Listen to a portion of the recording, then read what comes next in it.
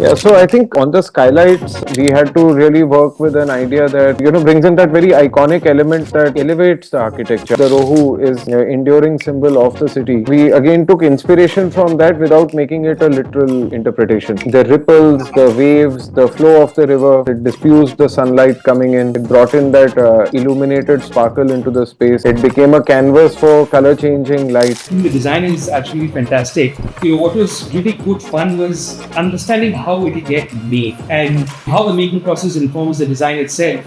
So the way it was cut, the way it was put together, and then how to lift it up 65 feet into the air after it is assembled. Once it's up there, would have been impossible and highly unsafe. So just engineering the entire process was a whole new layer of design. When one sees it installed, it doesn't seem as large until one sees it lowered. Once the material reached to site, the client was like, where is the skylight?